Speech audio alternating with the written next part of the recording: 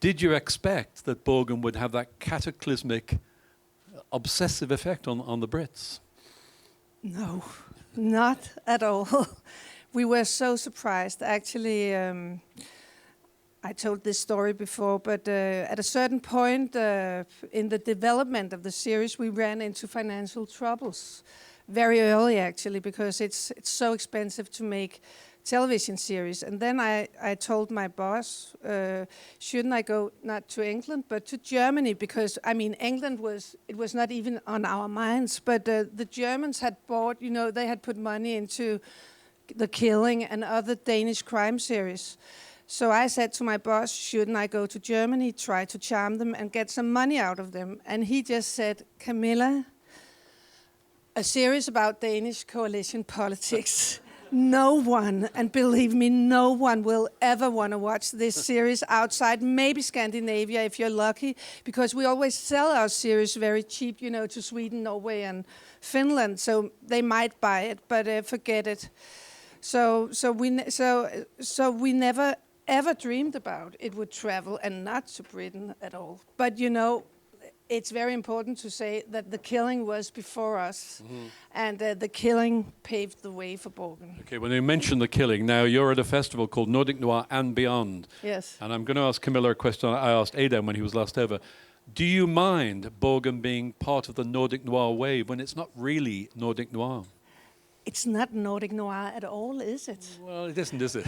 But then I heard another expression called Nordic cool. Have you heard that one? Because I mean, it's not even raining in Borgen, is it? We're always inside in some offices, and you can see their faces and all that. So no, but I'm very pleased to be part of the Nordic Noir wave. I would be rude otherwise, I think. So we have benefited from it, I think. I was trying to find reasons to link this show into the Nordic Noir wave, and I found one reason for Adam, which is that Birgitte is always given a problem at the start of each show. Yes. That she has to solve. Yes. Rather like Sorrelen, rather like Saga Naren. So it's not a million miles away from the problem-solving, strong female protagonist, is it? No, it's actually the same. And what Adam's intention with Borgen was that he wanted to make politics as interesting and exciting as crime dramas. So instead of having fast cars and guns and so on, we had the political words, and the dilemmas had to be as what do you call it? Existential. Yeah, existential as in a murder case or whatever. So that was. Well, I'm going to ask the audience a question now. Do you think we'd all be sitting here if this had been a show about a male Danish prime minister? No, we would not, would we? And that was never an issue, was it? I don't think so. Don't you? I don't know. I think Adam could have written I'm sure he could. Piece but on a male prime minister. That was his original concept of the first female prime minister. That was his idea. That was from the very beginning. It was actually, it all happened this way that Adam and I, we had been working together for like 8-10 years, and we wanted to get into DR and make a Sunday night 8 o'clock drama, because that is the place to be in Denmark. When you make drama, because that's the place with the most money and most viewers. We have like 1/5 of the population is watching that slot. So, and then at the time, it was when The Killing aired, the first 10 episodes. And we knew that Ingolf Gabold, our boss, he wanted something different than crime and family series. He wanted, and he's very into, society, and we always have to make stories that have this double story. Have you heard that expression? Which means that you have to have a good story, but on top of the good story, you have to have a public service layer, something about society, something of ethical or social kind. So Adam, he said, I have an idea, and I think Ingolf, he will buy it. It's a strictly political series. And then we went to Ingolf, and we said, we thought about, we have an idea for a political series, and he said, if you had asked me 5 years earlier, I would definitely have said no at this point. But I think time is mature. because the killing had such a big, strong political plot inside it, the first season, or all of the killing actually. And then Adam said, I would like to make a show about the first female prime minister in Denmark. And we had never had a female prime minister in Denmark at that time. It was in 2007. And then Ingolf, the boss, he said, damn good idea, he said. And basically that was it. So we went on from there. The thing that we all loved about the killing, or one of the things we loved, was how good that political strand was. We were just as interested in the political strand as we were in who killed Nana Birk-Larsen. Yes. So was that an influence on the making of Borgen? Definitely. That was an influence of the green light of making Borgen, because as you know, if a television station makes a success, they always want something of the same. They never want anything new if they have a success, more killing, more crime. But now, because the killing had this political plot inside it, it kind of paved the way. The whole core of Borgen is, can you maintain power and be true to yourself? That's the premise we work with. And in the first season, it was the marriage. Actually, I know that Sisse Babette, she was actually mad with Philip in real life, because he left her. What did he expect? She was a prime minister, for God's sake. I know, that divided people over here, because we all thought, no, he had a point. Yeah. But how many people arrange their careers? How many married couples say, my career will go on hold for 5 years, then it's your turn? Do you think that's realistic? No, I think it was. I remember when Adam presented me to that idea, he said, I have a brilliant idea. They have this arrangement in their marriage, 5 years each. And when she becomes prime minister, it's his turn for something big. And I just said to Adam, no one has that stupid arrangement. But it kind of worked, or did it? Or well, was it, that's why I was on think? Philip's side, because his career was in... but women, this maybe is a gender divide thing, women were on her side and thought that he shouldn't have gone off with the younger woman so quickly. He should have stuck in there. Yeah, because I think in the end he'll be the sorry one, don't you think? Yeah.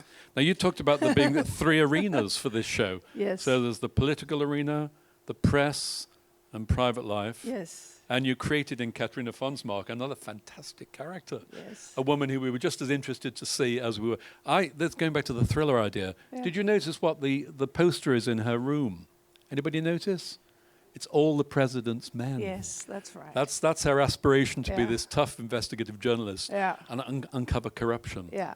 So you always knew she would be an interesting character. Yes, I hoped so. I think she was...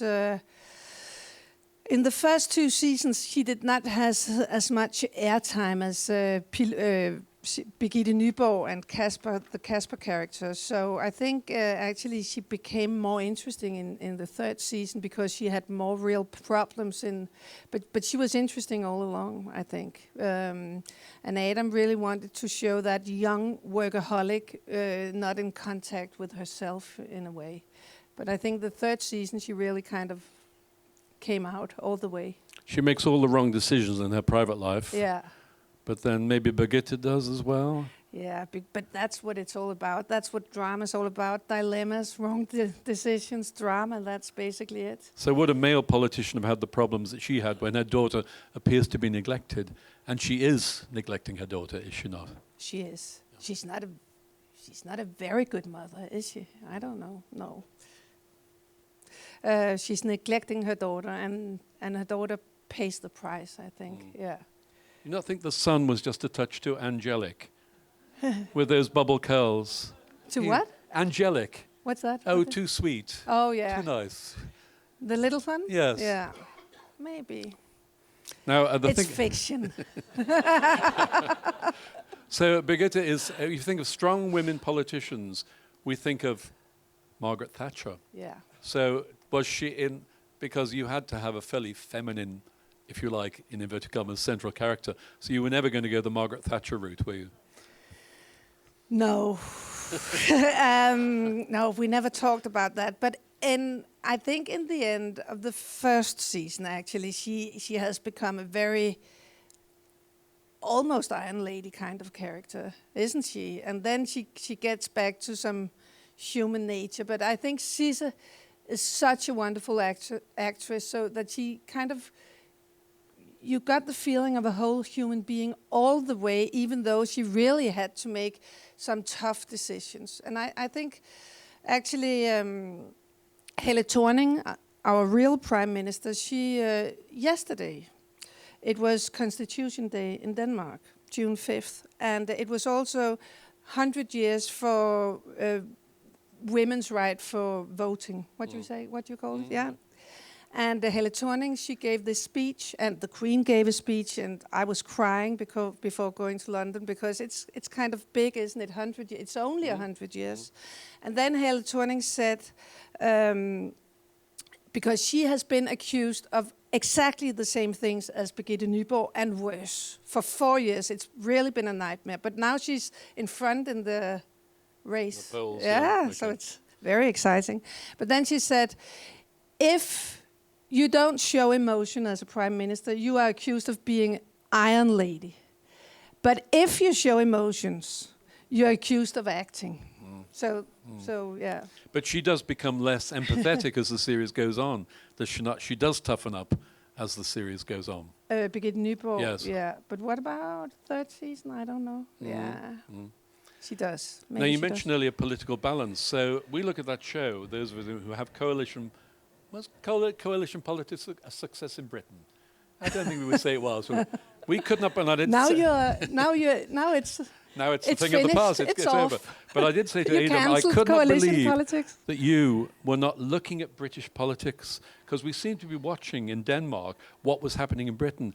Two parties that loathed each other, having to get together and pronounce a united front. Yeah. But that's nothing to do with Britain, was it? No.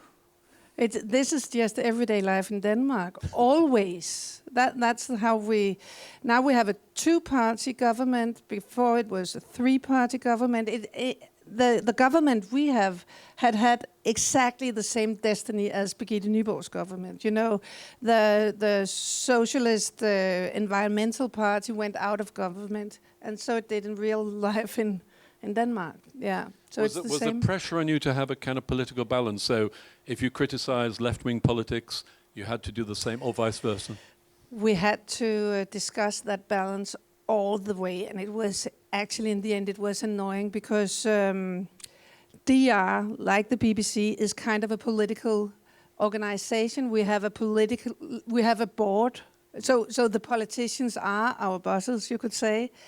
And so if we have kind of a left-wing kind of dilemma, the next episode should be kind of right-wing dilemma. And it was we had to discuss it all the way. But it was actually never Adam's idea to make something about party politics. He wanted to investigate power patterns, how the power struggle, how does the democracy work in Denmark. So, but we had to discuss the balance all the way, left wing, right wing, middle, and then we were in the end accused of being like this. It was not a left wing project. It was center. It was like we have one party called De Radikale, kind of a center, a small party, and that it was, just kind of an ad.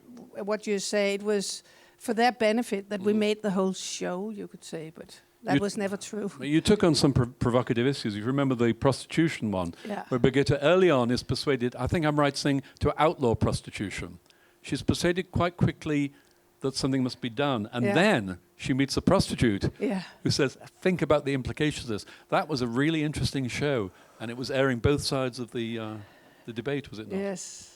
That was by far the most difficult episode to make. Of all the 30 episodes, the prostitution episode, because once you get into this matter and once you research about it, it's not black and white, and you think you have an opinion, and then you learn some more, then you get another opinion, and it's really hard. So the writers wanted to present all the different views on this matter, and it's only 1 hour, and actually this episode, it's actually you miss some action prostitutes, something, because they talk so much, and that's because they want to take all the different views. But actually, at the same time, as this episode aired in Denmark, the Conservative Party in Denmark, they made exactly the same, what you call it, law Yes. proposal? What's Outlawing prostitution.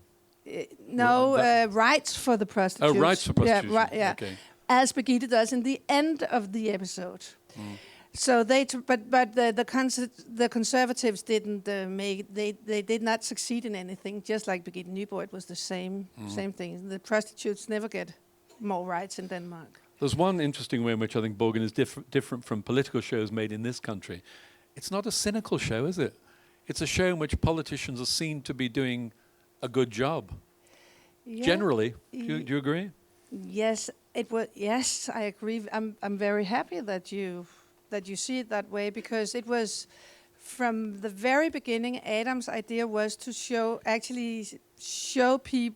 politicians as not being always corrupt, as not being always egocentric. That showing politicians who actually want to make a difference for society. And so he believes in idea. He believes that people can have some. He's a good guy. He actually thinks that people who become politicians want to do a difference. And I think after having been researching or being in this political area for so long, that my God, you wouldn't want to be a politician. I don't understand how they do it. Now, why would you want to be a producer? This book is full of fantastic information, things I didn't know about it, but it shows the hard graft, the hard work of putting out a show like Borgen. Yeah. So now every aspect of production is covered in here, every aspect, in fantastic detail. Yeah. What made you want to write the book? It was... it was actually just because after having made Borgen for 6 years, I was totally exhausted. And I was so tired of people. I have been the boss of about 500 people. It's like a, middle-sized company making a TV series like that. So I thought, what could I do that does not include any people whatsoever for a while? What could I actually do? And I could write a book. What could I write a book about? I don't know anything else than making Borgen. That's the only thing I know. So, actually that is true. But also we went to this Borgen killing roller coaster. So people traveled to Denmark from all over the world asking us, what is the secret behind the success of Scandinavian drama? And we all tried to answer the question, but honestly, none of us really understood what hit us. We didn't. So I gave myself the task of investigating. What is it? And to me, the answers to the question, what is the secret, is the process, the very democratic process, the way we do a television series. Well, you mentioned democratic process, and correct me if I'm wrong, Sister said that when she sleeps with her security guy, yes, she didn't want that to happen. She thought this is not something Birgitte would do, but Adam insisted on it. Is that right? I think actually that's right, but that is one of the very, very few examples of not doing what Sisse said. Because she gets her way. She gets her way, one way or the other. I think actually you're right about that one. She never liked that part. No. It was out of character. I tried to describe the personality of a producer, because having the artistic and the financial responsibility is kind of a two-sided thing. So you're kind of a... I had the image of a commander in no man's land, because on one side you are like the boss of all the creatives, and all the creatives think you're, the she-wolf from production hell, because I just plans, budgets, stop, you move on.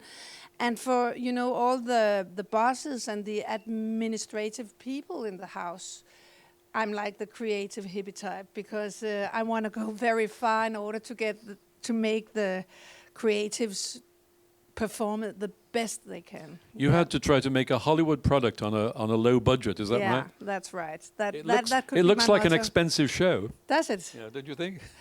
Yes, well, but to Danish standard, it is expensive, but to British and American standards, I guess it's not very expensive. You have a very convincing Afghanistan. Yeah. which I think was not Afghanistan, was No. it? Where was it?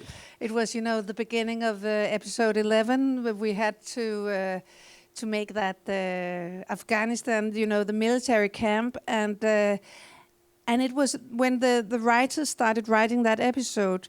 The Afghanistan, the killing scenes were shown on television, and we always want to have this, or the writers, they will have the same rights as the killing writers, because we compete all the time. And they were shot in Spain. So Adam said we could go and make Afghanistan in Spain, but at the same time we had some severe financial problems on Borgen. So I just said, no, we are not going to Spain. We are not going anywhere, because the first episodes were so expensive to us, and we had spent way too much money. So we ended up making that sequence of 10 minutes, just 15 minutes from the headquarters of DR. Looks amazing. Yeah, I'm pretty proud of the result, and it was raining that day. So we haven't talked about another fantastic character on Borgen, Casper Juhl. Oh yeah. You've all been watching 1864. We now realise just how good an actor he is, because he's a total shit in 1864, and he's a totally depraved aristocrat, is he not? Yeah. And he has a very interesting character arc. Where was it decided that he would be abused? Was that always in the character arc for him? It was not from the very beginning, but early on, because we had a process. He was kind of a cynical character from the very beginning, a cynical spin doctor kind of guy. But then, but early on, Adam and the other writers, they decided that the cynical thing needed to have an explanation. So they invented this past of abusing. So it was from quite early on. Yeah. Another fantastic character, Hannah Holm. Yeah. I mean, apparently you're a fan, obviously. I love Hannah Holm. She was a male character originally, is that correct? Yeah, she was Gorm Holmbo. Yeah. That's a male name, and that is the amazing, fantastic thing about the alcoholic fiction. Investigative reporter, if you remember her. Yeah. I'm sure you all know that. Yeah. And in the beginning, it was, like a 55-year-old male, very clever, alcoholized. You said that? Yeah. And then we just changed the sex. She has exactly the same characteristics as the guy, but we thought it was more interesting. And then Benedikte Hansen, who's the actress, she makes an incredible performance. It's a bit like Alien, isn't it? Ripley is written as a man, and then it's just given to Sigourney Weaver. Yeah. She's such a good character. We want more of her. Yes, we want more. We don't get enough of her, do we? No, but didn't we get more in third season? Yes, we did. Yeah, because she's so good. Yeah. So how much did you have to work on the dialogue so that it wasn't all just boring political jargon? We had to work all the time, and that turned out to be the biggest challenge of Borgen at all, because we thought it would be easier to do Borgen than actually the killing and the crime series, because we did not have so many action effects, and we thought this is just people talking in a room like you and me, but it turned out to be, even though we tried to be we tried to make the content as easy to understand as possible, they have to use this political jargon, and the Danish actors, they're just not used to talking these difficult words, and it really turned out. So in the casting process, and I have a big chapter about the casting, it turned out to be the biggest problem, because we needed actors who could play politics in a credible way, and that is very difficult. Can I ask you to thank Camilla Hammerich?